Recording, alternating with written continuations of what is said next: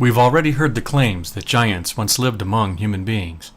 We've seen the evidence presented in the form of biblical passages, incredible photographs, and what are claimed to be archaeological artifacts from these massive beings.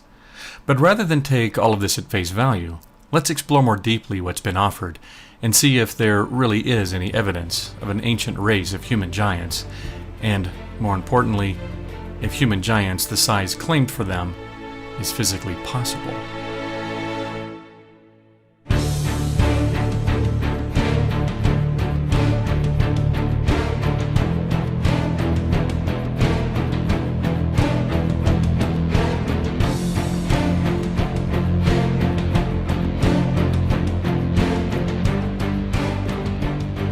Let's turn our attention first to the claim that certain ancient archaeological sites, consisting of large stones, somehow provides evidence of a prior race of human giants.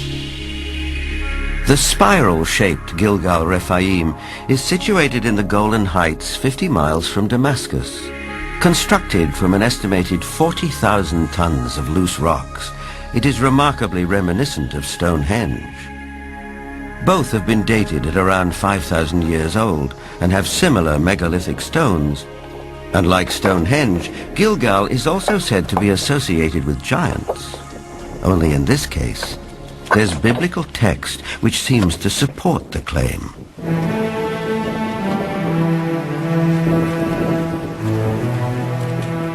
Israeli archaeologist Daniel Herman is investigating the newly opened grave. This is a tomb of someone obviously a very powerful man. Look at the size of the stone slabs used. This must have taken an enormous amount of time and effort to construct. Indeed, such structures likely did take an enormous amount of time and effort to construct, if done by normal men. And that's what we should expect.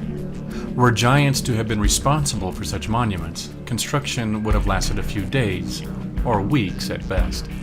Archaeologist Daniel Herman mentions in the clip that the tomb he's investigating was that of a very powerful man.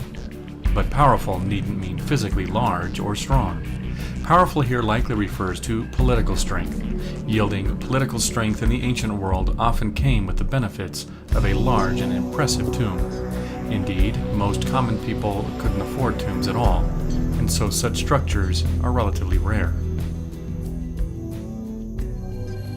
In Lebanon, 44 miles from Beirut, are the imposing ruins of Baalbek. There is mention of this place in the Old Testament's Book of Kings. Baalbek in particular is a very good example. That has the trilithon. Those are the largest stones in the world ever used for construction. They're so large we don't even know their actual weight. Those stones were somehow quarried, moved 5 miles, lifted 25-30 feet in the air, and placed together so closely that you can't fit a razor blade or a piece of paper in between them. We have no idea how they did it. We don't have a crane in the world that can lift weights anywhere near what those things are. No one knows for sure, but according to Arab tradition, the earliest temples were built here after the Great Flood by a tribe of giants for the biblical king Nimrod.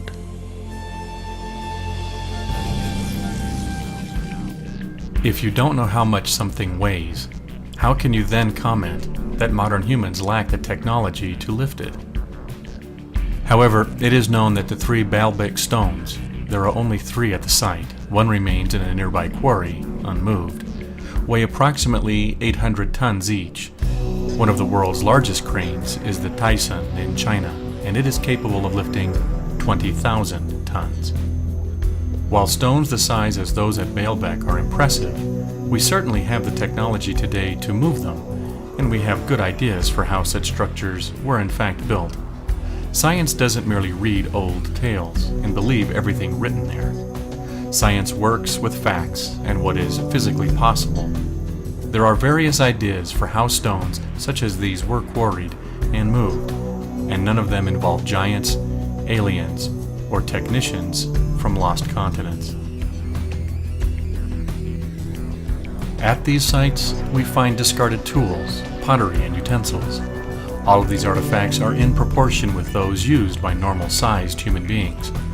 Not once, not ever, have oversized hammers or chisels been unearthed. Never do archaeologists uncover cups or plates or other pottery the size of which would fit a 16 or 32-foot giant. No gargantuan arrowheads, swords, or armor. Other than the large stones of the monuments, nothing of mammoth proportions has ever been found linked to the construction of these sites. Not a single shred of evidence giants were involved in the construction of these stone monuments.